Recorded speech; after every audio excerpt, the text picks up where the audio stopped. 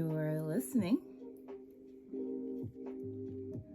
to Have You Ever Wondered? It is Tuesday, June 21st, 2022. I'm Chloe, and the title of today's episode is Studio 60 on the Sunset Strip.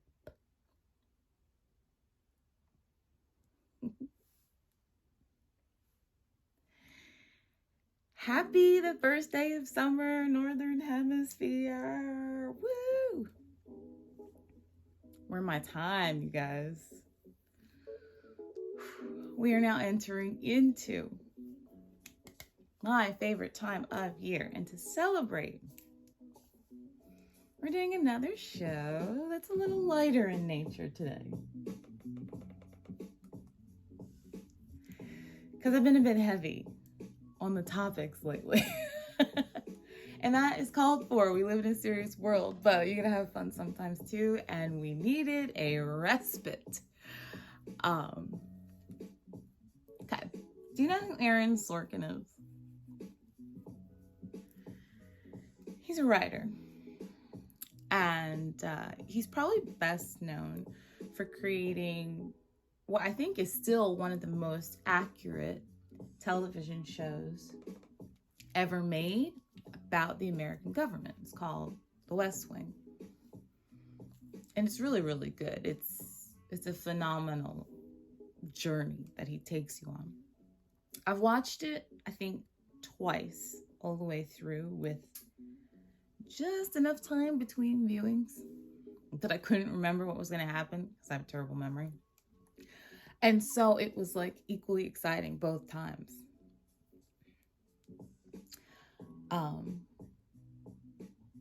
What's great about that show too, in addition to how it covered its topics, was that it propelled a number of its actors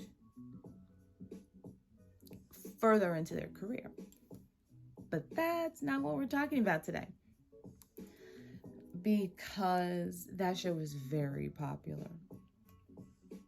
And I kind of like to deal in outliers frequently. The road less traveled, as Robert Frost might say. A little bit off the beaten path, as it were. And so, although there's The West Wing and several other more famous things by Sorkin that you could partake in if you're looking for a little entertainment, my favorite thing that he's ever done, of the things that I've seen, is called Studio 60 on the Sunset Strip. What? You mean you've never heard of it? I am not surprised. The year was 2006. Friends was long gone. The West Wing had just ended. George W. Bush was the president in America. And Aaron Sorkin decided that he wanted to make a television show about, you guessed it, live production. You can see why I like it. I actually heard that he did it with another show later called The Newsroom, but I didn't see that one. I saw this one. And this one is supposed to spoof what it's like to make a show that's like Saturday Night Live. Live comedy sketches, actors, costumes, makeup, live musical guests, lots and lots of dramedy, because you can't make comedy without drama also happening. And they try to make it as authentic as possible.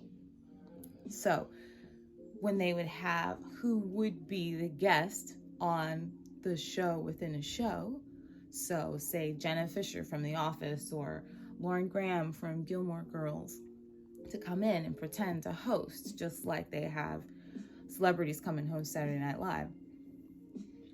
well, then they would have those actual actors come in and host Studio 60, which is the name of the show and also the show within the show, not to be confusing. Do you need Sting to come in and be the live musical guest while playing his lute? Yes, I did say Sting playing a lute. Then they brought in Sting, and he came in and he sang and he played the lute. My word.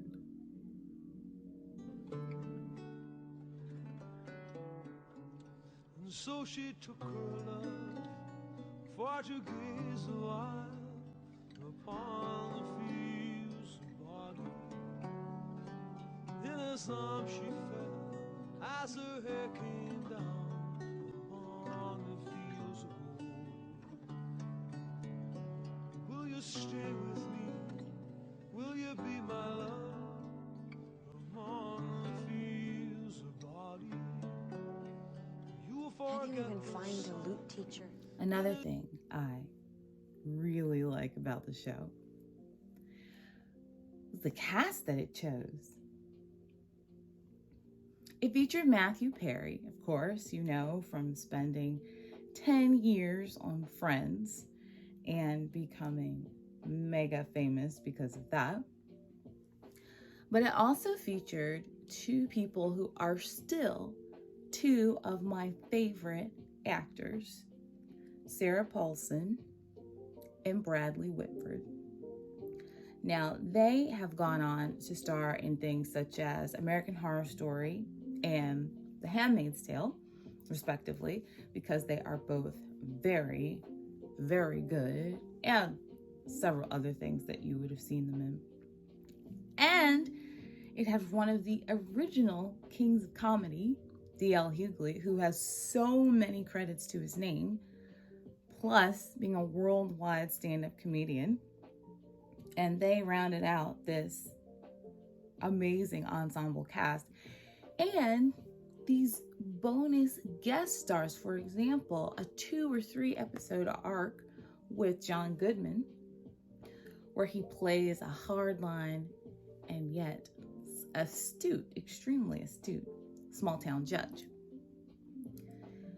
But even with all those assets, for some unknown reason, sometimes really good things just don't connect with the mainstream. Here's the aforementioned Matthew Perry with more. You had a sense of, we're doing really good work here. For the most part, yes. But it was tough, man, because it was 16-hour days. After episode 5, we already knew it wasn't working. We already knew that people weren't watching it, and it wasn't working. We had 24 more to go, and after like episode 10, it was taken off the air. So from 10 to 24, we weren't even on. And I was there from 6 in the morning till 10 o'clock at night. You didn't even have the... Being motivated solely by, I can't look like an idiot, so I've got to work really hard. That was it. That was it. And the people were really nice. I liked everybody. Right. But, you know, we were stuck in a show that just didn't work. And the network didn't even give them a chance. But that doesn't mean that you shouldn't. I cannot tell you how many times I have seen the one season of this show that exists from start to finish. But I will say that as I've been starting this new foray into my own personal live production journey, watching the accuracy and authenticity with which this cast and writer and director attempt to discuss and display how it feels to have a set amount of time to write and prepare and design and to make something happen and to have absolutely no leeway because the show has to go on and there are people who are going to be there looking for it. That has been inspiring to me and encouraging to me, and rewatching it over the last few weeks, which is what I've been doing sort of in the background while I write and do research for this show, has made me appreciate it all the more. We got to get this right, or we're gonna, it kills us, right? How do you convey that? But the general public, Compared they don't to- have any. They're like, what are you so worried about? Just don't put on the stupid comedy show this week. You know what I mean? Right. It didn't have the West Wing stakes. Right. And I don't think it delved highly enough into how broken people are who have those stakes for a comedy show. Yeah. Like you and I. Right. You know what I mean? Yeah. I wish it had done that. And there were other things that I won't get into that were frustrating about it. But it was a lofty endeavor. It really was. And I agree that although it does cover some very serious topics, like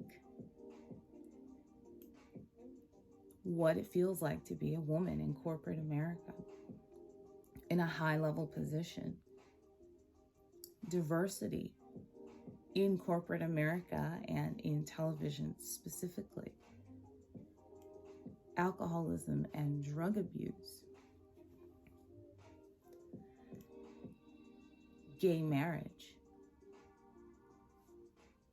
being in a relationship with someone who is a different faith than you, having a medical emergency while you're at work,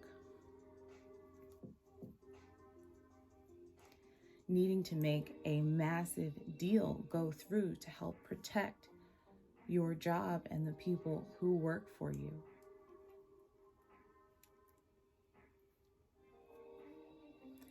Trying to convey the very best of your creativity over and over and over again for audiences who seem to want to take and to criticize, but don't always want to support.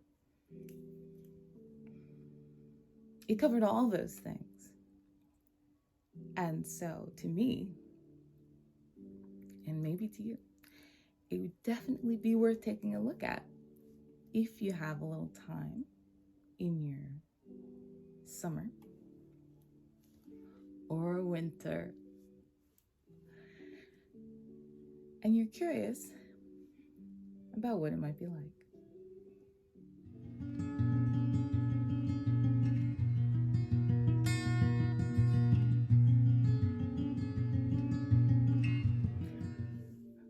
From one acoustic guitar to another. I really like acoustic guitars. Sometimes I get lost in that in that poetry bumper.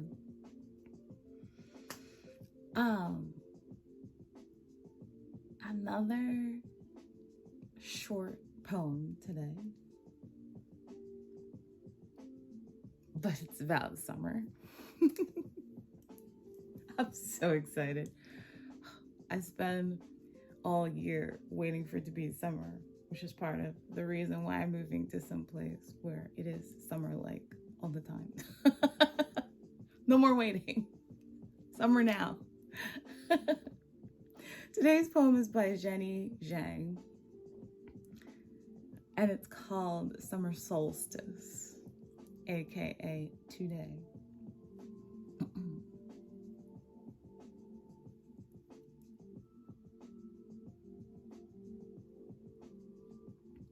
Summer solstice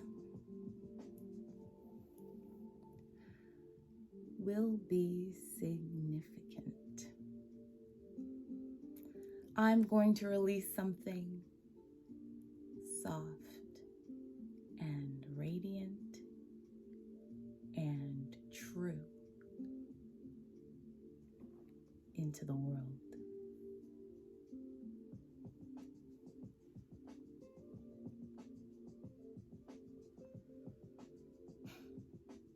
This is gonna be a big summer, guys. Can you feel it? I can. And it starts today in the US. I really am very excited. Thank you for spending part of the start of your summer with me. Seriously, think about watching Studio 60. I'm gonna turn it on again later.